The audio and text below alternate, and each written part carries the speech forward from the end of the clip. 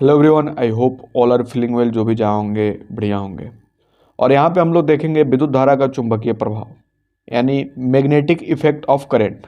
उसके बारे में हम लोग देखते हैं, क्योंकि अगर देखा जाए तो एग्ज़ाम भी नज़दीक आ गया है और जो एग्ज़ाम फीवर है सारे लड़कों का ऑन है, यानी कि सारे लोग एग्ज़ाम की तैयारी में व्यस्त हैं। उसमें क्या है कि बहुत सारे ऐसे टॉपिक है जिनको लोग बोले तो एज ए बेसिक लेवल पे सीखना चाहते हैं। तो यहाँ पे हम लोग आज बात करेंगे विद्युत धारा का चुंबकीय प्रभाव यानी कि मैग्नेटिक इफेक्ट ऑफ करंट।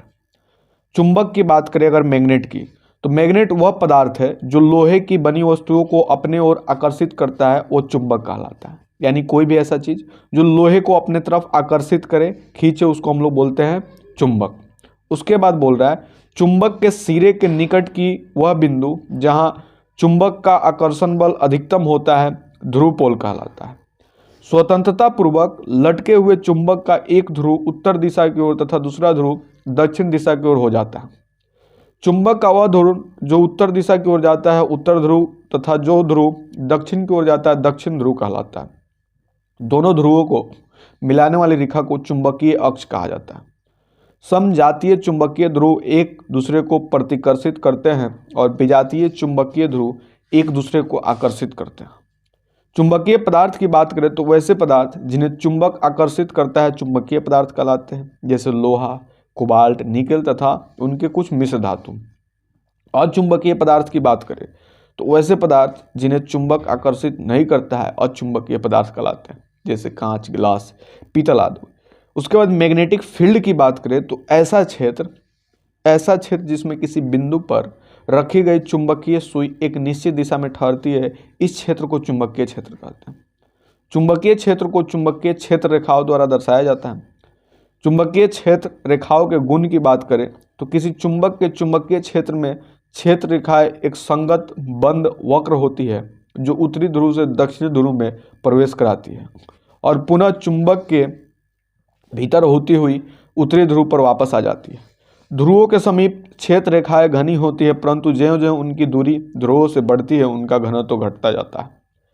क्षेत्र रेखा के किसी बिंदु पर खींची गई स्पर्श रेखा उस बिंदु पर उस क्षेत्र की दिशा बताती है। क्षेत्र रेखा की निकटता बढ़ने से चुंबकीय क्षेत्र की प्रबलता बढ़ती है। चुंबकीय क्षेत्र रेखा एक दूसरे को नहीं काटती है। विद्युत धारा चुंबकीय क्षेत्र उत्पन्न करती है। 1820 में ओस्टेड ने अपने प्रयोग से पता लगाया कि जब किसी चालक से विद्युत धारा प्रवाहित की जाती है तब चालक के चारों ओर चुंबकीय क्षेत्र उत्पन्न होता है। मैक्सवेल का दक्षिण हस्त नियम, मैक्सवेल राइट हैंड रूल जो है, यदि धारावाही तार को दाएं हाथ की मुट्ठी में इस पर पकड़ा जाए कि अंगूठा धारा की दिशा की ओर संकेत करता है तो हाथ की अन्य अंगुलियां चुंबकीय क्षेत्र की दिशा व्यक्त करती है। धारावाही वृत्ताकार तार के कारण चुंबकीय क्षेत्र रेखाएं की बात करें तो तांबे का एक मोटा तार लेकर उसे वृत्ताकार रूप में मोड़कर धारा प्रवाहित करने पर चुंबकीय क्षेत्र रेखाएं कुछ इस प्रकार दिखेगी। परिनालिका की बात करें तो जब एक लंबे विद्युत रोधी चालक तार को सर्पिल रूप में एक प्रकार लपेटा जाए तो तार के फेरे के दूसरे से अलग परंतु अगल बगल हो तो इस प्रकार की व्यवस्था को परिनालिका कहते हैं। परिनालिका जिस पदार्थ पर लिपटी होती है उसे क्रोड कहा जाता है। विद्युत चुंबक की बात करें तो विद्युत चुंबक वैसा चुंबक है जिसमें चुंबकत्व तो उतने ही समय तक विद्यमान रहता है जितने समय तक परिनालिका में विद्युत धारा प्रवाहित होती रहती है। विद्युत चुंबक बनाने के लिए एक नरम लोहे के छड़ को परिनालिका में रखा जाता है। चुंबकत्व की तीव्रता निम्न बातों पर निर्भर करती है। परिनालिका में फेरों की संख्या, यदि तार के फेरों की संख्या अधिक हो तो चुंबकत्व अधिक होगा। विद्युत धारा का परिणाम की बात करें तो प्रवाहित होने वाली विद्युत धारा का परिणाम जितना अधिक होगा चुंबकीय क्षेत्र उतना ही प्रबल होगा। क्रोड के पदार्थ की प्रकृति की बात करें तो परिनालिका में नरम लोहे के क्रोड का व्यवहार करने पर चुंबकत्व तो अधिक होता है।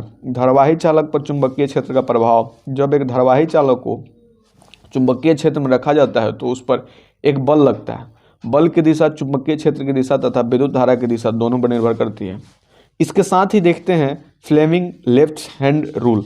यदि हम बाएं हाथ की 3 अंगुलियां मध्यम, तर्जनी तथा अंगूठे को परस्पर लंबवत फैलाएं और यदि तर्जनी चुंबकीय क्षेत्र की दिशा तथा मध्यम धारा को दिशा की दर्शाते हैं तब अंगूठा धारावाही चालक पर लगे बल की दिशा को व्यक्त करता है। विद्युत मोटर की बात करें तो विद्युत मोटर में एक शक्तिशाली चुंबक होता है जिसके अवतल ध्रुव खंडों के बीच तांबों की तार की कुंडली होता है, जिसे आर्मेचर कहते हैं। आर्मेचर के दोनों छोर पीतल के खंडित वलयों R1 और R2 से जुड़े होते हैं, जिनमें 2 कार्बन के ब्रशों B1 तथा B2 स्पर्श करते हैं। जब आर्मेचर से धारा प्रवाहित की जाती है, तब चुंबक के चुंबकीय क्षेत्र के कारण कुंडली के भुजाओं पर समान मान के किंतु विपरीत दिशाओं में बल लगाते हैं, जिसके कारण आर्मेचर घूर्णन करता है। विद्युत मोटर एक ऐसा यंत्र है जिसके कारण विद्युत ऊर्जा को यांत्रिक ऊर्जा में परिवर्तित किया जाता है। विद्युत चुंबकीय प्रेरण की बात करें तो जब कभी कुंडली और किसी चुंबक के बीच अपेक्षिक गति होती है, तब कुंडली में विद्युत धारा प्रेरित होती है। इस प्रभाव को विद्युत चुंबकीय प्रेरण कहते हैं। फ्लेमिंग का दक्षिण हस्त नियम की बात करें, यदि दाहिने हाथ के अंगूठा, तर्जनी और मध्यमा परस्पर समकोणीय इस प्रकार रखे गए हो कि तर्जनी चुंबकीय क्षेत्र की दिशा को संकेत करती हो तो और अंगूठा गति की दिशा में हो तो मध्यम प्रेरित धारा की दिशा की संकेत करेगी। विद्युत जनित्र यानी कि इलेक्ट्रिक जनरेटर की बात करें तो विद्युत जनित्र एक ऐसा यंत्र है जिसके द्वारा यांत्रिक ऊर्जा को विद्युत ऊर्जा में परिवर्तित किया जाता है। जब बात करें तो जनरेटर, कुंडली के तार के दोनों छोर तांबा के विभक्त वलय C1 एवं C2 लगे रहते हैं, जिससे कार्बन ब्रश B1 तथा B2 स्पर्श करते हैं। कुंडली के घूर्णन और विभक्त वलय द्वारा प्रेरित धारा की दिशा में परिवर्तन के कारण प्रतिरोधक R में लगातार एक ही दिशा में विद्युत धारा प्रवाहित होती है। इस धारा को दिश धारा कहते हैं और उस जनित्र को डायनेमो का दिश धारा जनित्र कहते हैं। यदि उभक्त वलयों के स्थान पर सर्पी वलय का उपयोग किया जाए तो प्रत्येक आधा घूर्णन के बाद धारा की दिशा बदल जाती है। इस प्रकार की धारा की प्रतिवर्ती धारा कहते हैं और जनित्र का प्रतिवर्ती धारा जनित्र कहते हैं। घरों में व्यवहार की जाने वाली बिजली की बात करें तो हमारे घरों में जो विद्युत आपूर्ति की जाती है वो 220 वोल्ट पर प्रतिवर्ती वोल्टता होती है, जिसकी ध्रुवता प्रत्येक सेकंड में 100 बार परिवर्तित होती है, अर्थात इसकी आवृत्ति 50 हर्ट्ज होती है। इसे मेन लाइन पावर कहा जाता है और जिन तारों द्वारा अर्पित होती है इसे मेंस कहते हैं। मेंस की बात करें तो मेंस 2 प्रकार के होते हैं। 1 से 5 एम्पियर की धारा प्रवाहित होती है घरेलू लाइन, दूसरे से 15 एम्पियर की धारा प्रवाहित होती है, इसको बोलते हैं पावर लाइन।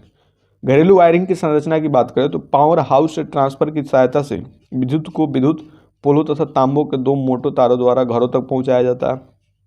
इसमें एक विद्युन्मन्य तार होता है जो लाल रंग के विद्युत रोधी पदार्थ से ढका होता है तथा दूसरा उदासीन तार होता है जो वाले रंग के विद्युत रोधी पदार्थ के ढका होता है। घरों में एक तीसरा तार भी होता है जिसे बहुतार कहते हैं, जो हरे रंग के विद्युत रोधी पदार्थ से ढका होता है। घरों में प्राय 2 अलग अलग परिपथ बनाए जाते हैं। 5A के उपकरणों के लिए बल्ब, ट्यूब, पंखे आदि, 15 एम्पेयर के उपकरणों के लिए हीटर और रेफ्रिजरेटर आदि। अति भारण की बात करें तो विद्युत परिपथ में इस्तेमाल होने वाली तारों का चयन उनमें से प्रवाहित होने वाली धारा के परिणाम के महत्तम मान पर निर्भर करता है। यदि उपकरणों की कुल शक्ति इस स्वीकृत सीमा से बढ़ जाती है इसे अति भारण कहा जाता है। अगर बात करें लघु पथन की तो कभी कभी तारों के विद्युत रोधी परत के खराब या क्षतिग्रस्त हो जाने से वो आपस में संपर्क में आ जाते हैं। ऐसा होने पर परिपथ का प्रतिरोध लगभग 0 हो जाता है और परिपथ में बहुत अधिक धारा प्रवाहित होने लगती है, इसे लघु पथन कहते हैं। अब अगर बात करें हम लोग फ्यूज की तो फ्यूज ऐसे तार का एक टुकड़ा है उसमें पदार्थ की प्रतिरोधकता बहुत अधिक होती है और उसका गलनांक बहुत कम होता है। विद्युत फ्यूज विद्युत परिपथ के बचाव के लिए सबसे आवश्यक सुरक्षा युक्ति है। जब परिपथ में अति भारण या लघु पथन के कारण या मेंस में वोल्टता की सीमा बढ़ जाने पर धारा का प्रवाह तेजी से होने लगता है। धारा से उत्पन्न ऊष्मा के कारण फ्यूज का तार पिघल जाता है जिससे परिपथ भंग हो जाता है। फ्यूज सदैव विद्युन्मन्य तार के साथ श्रेणी क्रम में जुड़ा रहता है। अगर बात करें विद्युत के उपयोग से संबंध सावधानियां की तो स्विचों, प्लगों, संकटों तथा जोड़ा पर सभी संबंधन अच्छी तरह से होने चाहिए। स्विच, प्लगों, संकटों और आदि अच्छे किस्म के होने चाहिए। परिपथ में लगे फ्यूज उपयुक्त क्षमता का पदार्थ बने होने चाहिए। अधिक शक्ति के उपकरणों जैसे हीटर, रेफ्रिजरेटर, इस्त्री आदि को भूतार से अवश्य समर्पित करना चाहिए। परिपथ में आग लगने या किसी अन्य दुर्घटना से बचने के लिए MCB लगवाना चाहिए।